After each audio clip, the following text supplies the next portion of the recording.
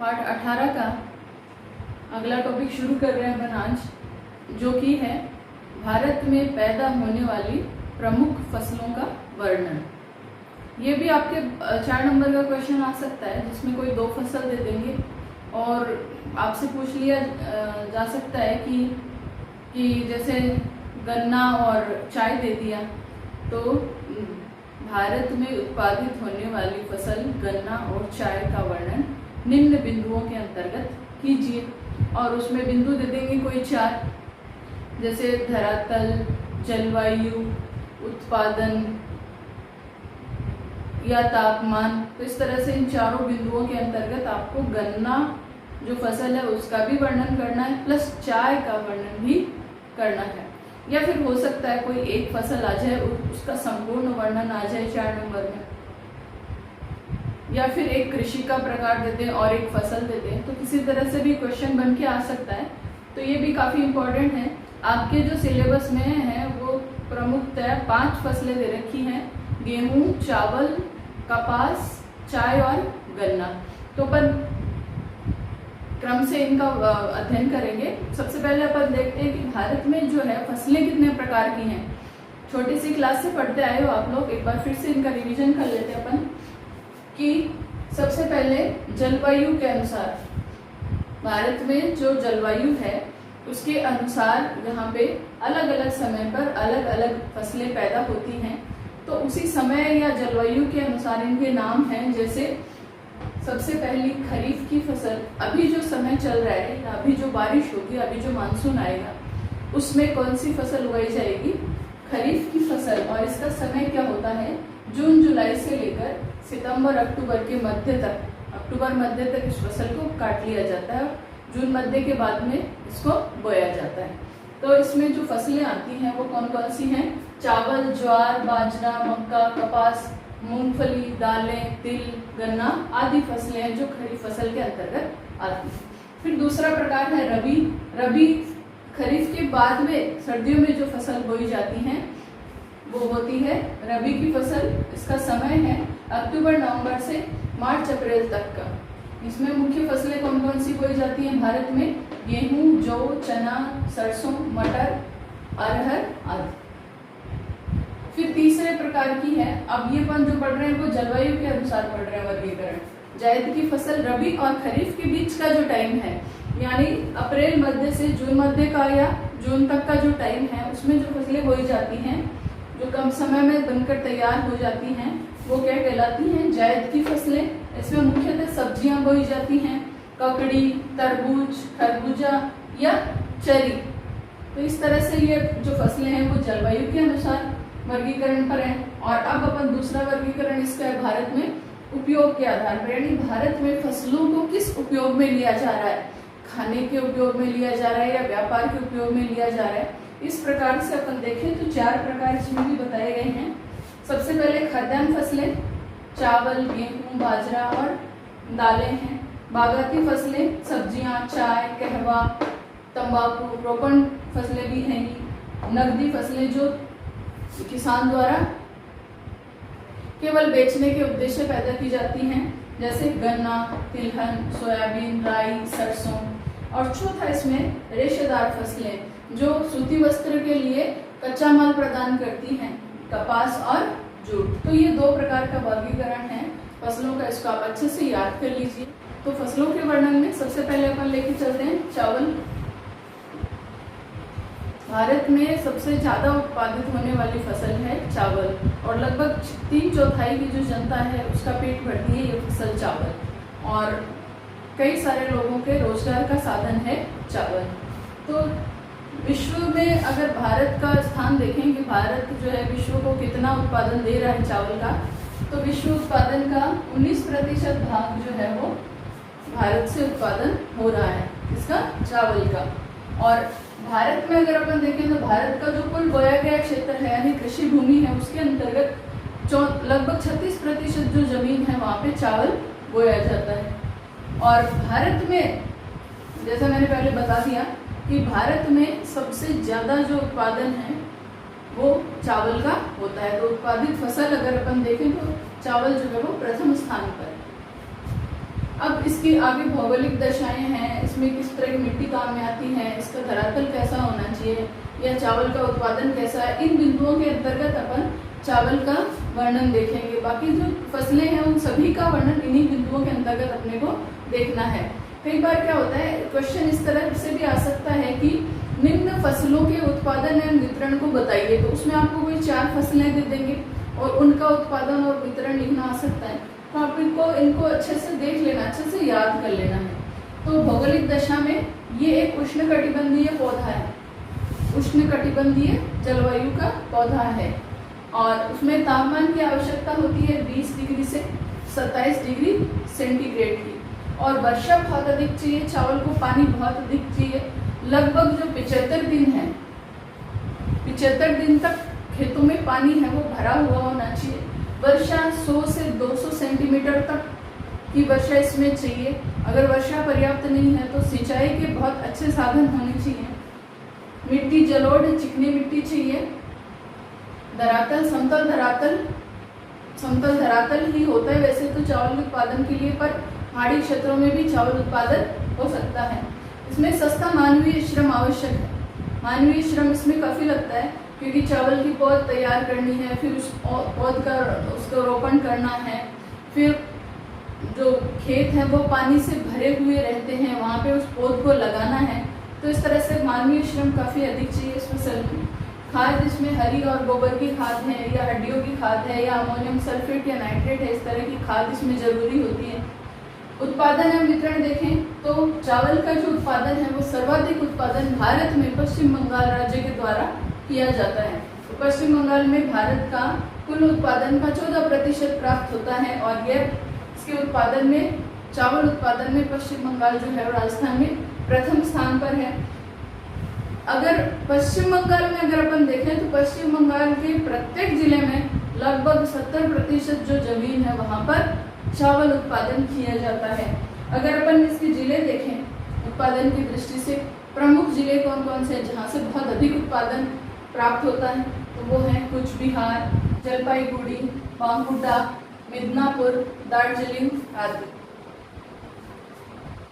कम से कम 3-4 जिले आपको हर राज्य से याद करने हैं और कम से कम 4 या 5 राज्यों का आपको वर्णन देना है। उत्तर प्रदेश दूसरे स्थान पे है चावल उत्पादन में और यह कुल उत्पादन का 12% उत्पादन करता है। वर्षा अगर यहाँ पे जैसे पश्चिमी उत्तर प्रदेश को अपन देखें तो वहाँ पे वर्षा कम है, तो वहाँ पे क्या होता है, सिंचाई सुविधाओं का उपयोग किया जाता है। सिंचाई सुविधाओं में जो भाग है पश्चिमी उत्तर प्रदेश है या पंजाब है या हरियाणा है, वो सिंचाई सुविधाओं से काफ़ी यानी वहाँ पे सिंचाई सुविधाएं काफ़ी अच्छी मात्रा में उपलब्ध हैं, तो सिंचाई सुविधाओं का उपयोग किया जाता है चावल की खेती के लिए। और अगर अपन जिले देखें उत्तर प्रदेश के, तो उत्तर प्रदेश के प्रमुख उत्पादक जिले हैं सहारनपुर, देवरिया, गोरखपुर, लखनऊ, गोंडा, बलिया, रायबरेली आदि। तो बच्चों, चावल उत्पादन में प्रथम स्थान पर है पश्चिम बंगाल राज्य भारत में अगर अपन देखें तो, और द्वितीय स्थान पे उत्तर प्रदेश है। इसी प्रकार 11% उत्पादन करके तीसरे स्थान पे है आंध्र प्रदेश। परंतु अगर प्रति हेक्टेयर उत्पादन देखा जाए, यानी क्षेत्र विशेष में कितना उत्पादन हो रहा है, उस दृष्टि से अगर अपन देखें तो प्रति हेक्टेयर उत्पादन में प्रथम स्थान पर है पंजाब।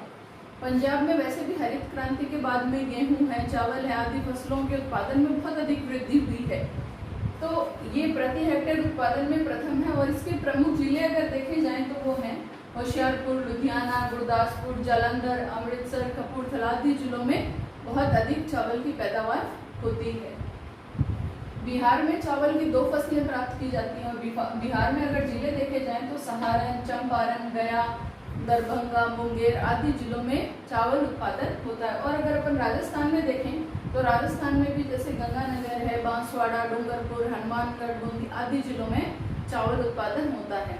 इन राज्यों के अलावा और अन्य राज्य हैं जहाँ भी चावल उत्पादन होता है, वो कौन कौन से हैं, जैसे छत्तीसगढ़ है, मध्य प्रदेश, ओडिशा, महाराष्ट्र, कर्नाटक, असम, केरल, मेघालय, गोवा, मणिपुर, मिजोरम, नागालैंड आदि राज्यों में भी चावल है वो बहुतायत से उत्पादन होता है। तो इस तरह से ये हो गई भारत की एक प्रमुख या प्रथम उत्पादन में प्रथम स्थान पर जो फसल है वो चावल। अब अपन पढ़ेंगे गेहूं के बारे में। तो जो दूसरी प्रमुख फसल भारत की अगर अपन देखें तो वो है गेहूं। गेहूं जो है वो विश्व उत्पादन का भारत से 11.7% भारत से उत्पादन हो रहा है विश्व के लिए।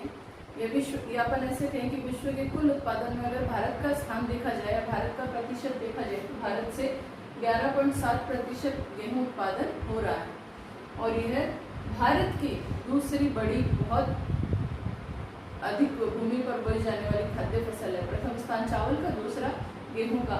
भारत में ही अगर देखा जाए कुल खाद्यान्न उत्पादन की जो भूमि है उसमें गेहूं का कितना प्रतिशत बोया जाता है, 23%, जबकि चावल का अगर अपन बोया गया प्रतिशत देखें तो वो है 36%। आगे इसकी भौगोलिक दशाएं देखें गेहूं की, तो भौगोलिक दशाओं में इसकी जो जलवायु है वो है समशीतोष्ण कटिबंधीय जलवायु, यानी गेहूं को समशीतोष्ण कटिबंधीय जलवायु का ये फसल है। इसके लिए तापमान देखिए, चूंकि यह फसल जो है वो रबी की प्रमुख फसल है तो इसको अक्टूबर नवंबर के मध्य से लेकर मार्च मध्य में इसको काटा जाता है।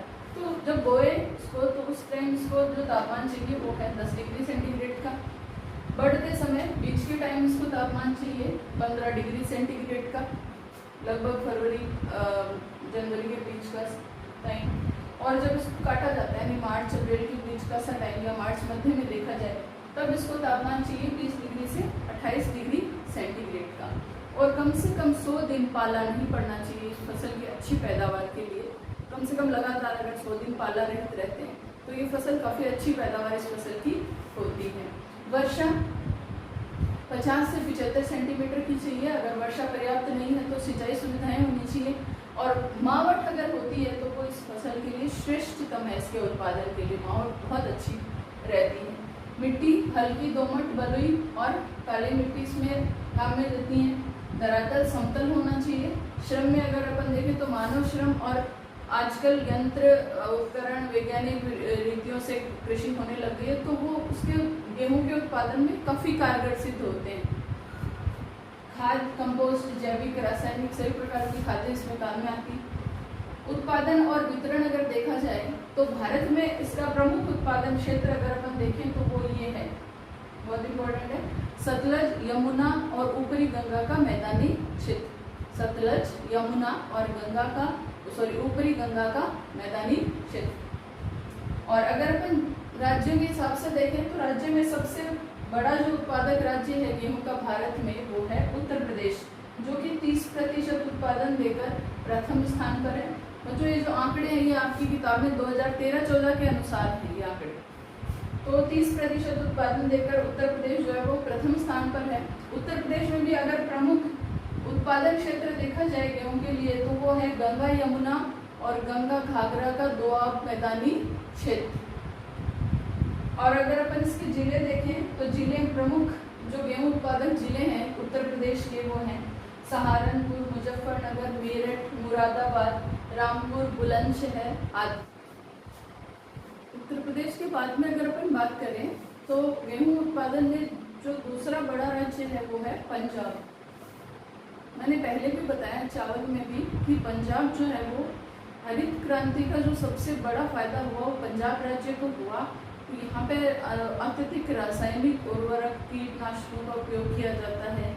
काफ़ी सारे वैज्ञानिक उपकरण हैं जो यहाँ पे कृषि में काम में लिए जाते हैं। आधुनिक वैज्ञानिक विधियों से यहाँ पे कृषि की जाती है। तो पंजाब और हरियाणा जो है वो प्रति हेक्टेयर उत्पादन अगर अपन देखें फसलों का तो यहाँ पे बहुत अधिक मिलता है। तो गेहूं में पंजाब का जो है वो 20% उत्पादन के साथ द्वितीय स्थान है भारत में गेहूं उत्पादन।